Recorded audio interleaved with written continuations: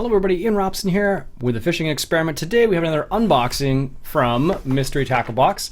Now this one's a bit different. Last couple times we have done an unboxing for the bass box. Now this one is the trout box. Trout season just opened up here in Ontario. I think it's the fourth weekend. So I think it's it already opened up. In my particular zone it's been open all year anyways.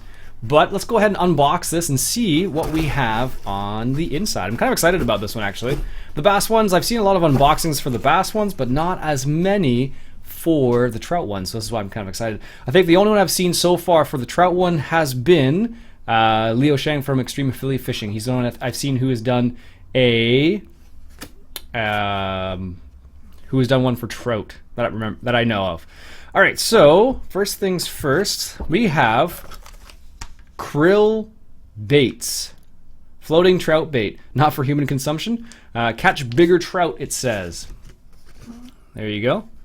Get the glare off there. It says krill bait. Krill are near the bottom of the food chain for a reason. Fish love to eat them. Rig these up and you'll have hungry trout hooked. Now the one thing I guess you have to be careful about is, I guess if you're catching trout on something like this, for example, you should expect to probably eat the trout, I imagine, because they probably will swallow this. I have a sneaky suspicion. All right, so the second thing we have here is trout bait paste. I have no idea. I guess this is supposed to be like, this is by, the first one was by Magic Bait, and this one's by Magic Products, Inc. So trout bait paste. I guess this is supposed to be like power bait. Cover hook completely with magic trout bait. Press firmly into a ball. Special scent and flavor will release in water and attract trout, salmon, and steelhead. Also made in the USA. So the first one was actually made in the USA. That's pretty neat, actually. Both of those are made in the USA. I've never ever used anything like this before. So this is pretty exciting. This is why I was really excited about the trout stuff, because most of the stuff I've never even come close to using. All right, so the next thing, which is pretty neat, I've never used one of these either. This is a Johnson Thinfisher. It's called a Johnson Thinfisher. So I'm actually gonna take this one out of the package because the other ones, it didn't make sense to take out of the package because I don't think it would have helped at all in that context. But let's take this guy out of the package and just take a closer look at him. Seems to be well packaged, which is good. Let's see if we can't get that undone. There we go. Small, looks like smaller than number 6 it looks like. Small little blade bait. Very nice. You can adjust the snap there. Let's see if you can see that nicely. Very nice. I'm not sure what color this is supposed to be. Let's see if it says the color. This is a quarter ounce blade bait. It even says quarter ounce on it. Very nice. Looks like it's got a red and gold color on it. So for darker, muddier water, for darker, muddier water, it would actually probably work fairly well, I would imagine. But mostly trout probably aren't in a lot of dirty water, but that's pretty neat. I've never used one of those before. A lot of people use these for bass and smallmouth late in the season. I've heard people use these for, but you can probably catch bass on this, I imagine. That's one of the cool things. Like some people say, one of the cool things about targeting smaller species like trout, for example, is that you can potentially catch other things as well, which is cool. All right, what do we got next? The next thing we have is mayfly larva. Whoa, that's a tiny jig head in that one. Ultimate micro lures. Tail action drives fish crazy. Catch more fish. This one's by K&E Stopper. So this one says, these soft plastic imitators have lifelike legs and antennae to entice hungry trout waiting for the real thing to come floating by. All right, let's go ahead and take one of these out of the package. This one's made in China. I don't know why I'm mentioning that. I just happen to be noticing it right now. All right, there we go. Tiny, tiny little guys. They have a little, I don't know if you can even see that. They have larvae there. If I can even get it to focus on that. It's probably too close. There you go. Let's see if I can hold it from this side. It's got a little tiny, tiny jig head. I have no idea what size that is. Maybe 1/64th ounce. That's my guess. I don't think it says. It says for good for bluegill, trout, crappie, perch, white bass, and shad. This is good because perch, crappie, bluegill, trout are open. White bass, I don't think we have white bass. There's probably are some white bass in Ontario, but not many, I imagine. That's cool. It doesn't say what size the jig head is. I think it's 1/64th ounce though. Very cool. Probably work really well for. Probably would work really well for perch and whatnot, I imagine. All right, next thing's next. This is called. What is this? Where am I here? Ah, here it is. A Goldie, Green Mountain Sportin' Supplies.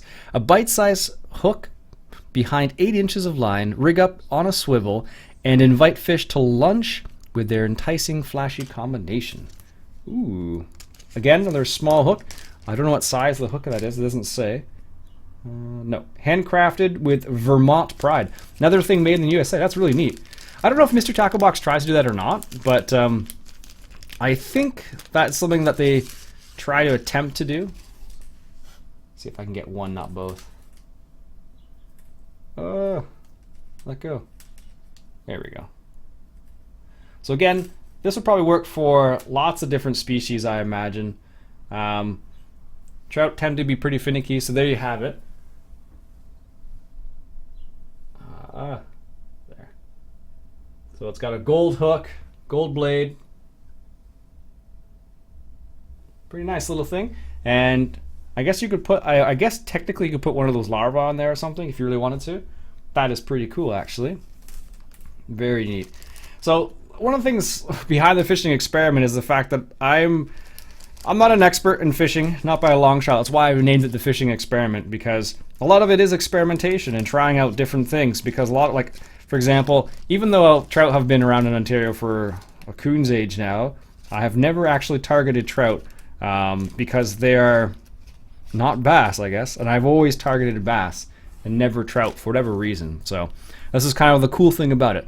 All right, so the next thing I see in here is a float. Looks like it's a river stream streak float.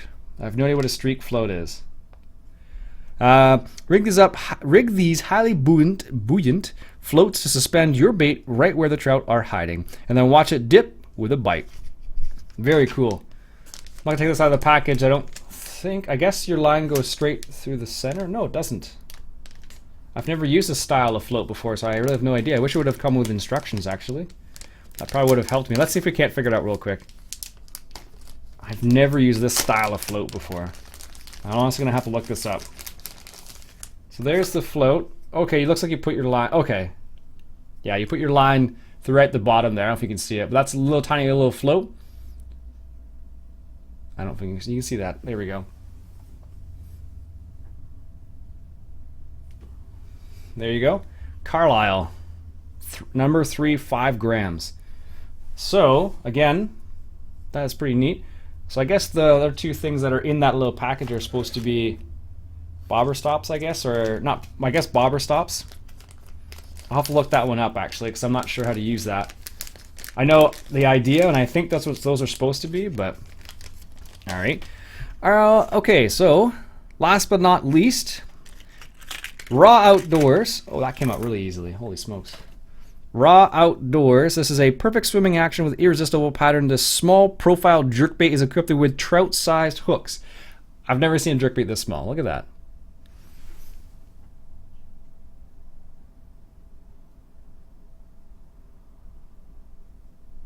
How cool is that?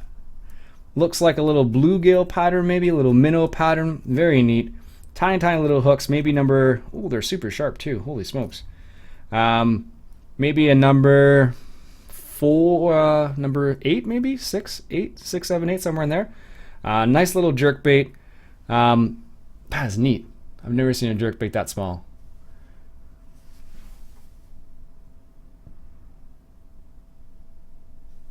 Very nice. Little bluegill. Bluegill, maybe a little minnow pattern. That's pretty neat. Raw Outdoors, rawoutdoorsinc.com. I like that. That's really neat. Usually you see a lot of Rapella style lures, Rapella style jerkbaits, or at least that's what I'm used to. But that's pretty sweet. All right, so that's the HO, or the H09A. That's a terrible name. It should be changed something else. Anyways, that's that one. A little tiny jerkbait. Really nice. Next thing was the krill bait. Oh, and I guess you're supposed to rig the krill bait. I see. So if you look in the back, they give you instructions to hook up the krill bait behind the Goldie. Very cool. Next thing on the list is the trout paste. Made in USA, stays on hook, retains flavor, floatable and biodegradable. This is good. That's that. Very cool. The next thing on the list is this little blade bait by Johnson. My buddy over at Leo Sheng from Extreme Fiddly Fishing, he loves the Johnson spinning baits. He had a great time the other day with one of the spinners that they have there. Next thing is this little guy right here, which is the Goldie. So I guess that's where you put the krill behind, right there on that guy. Didn't focus very well, but that's kind of small. And the next thing is the mayflies right here. And last but not least, the River to Stream Streak Float. Very cool. I'm pretty excited to try this out. Like I said, trout season just opened up basically in my zone. Well, it's been open for a while, but different zones, it basically just opened up. So there you go. That is the trout unboxing, or trout mystery tackle box. I'm pretty excited about that. Looks like a pretty solid box.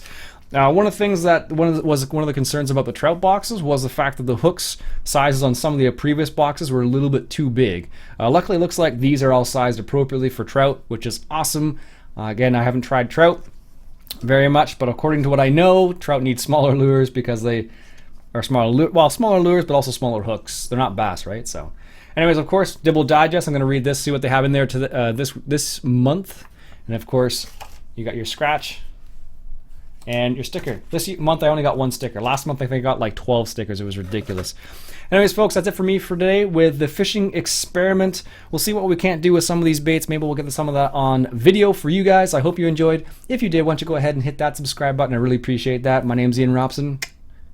Catch you guys later.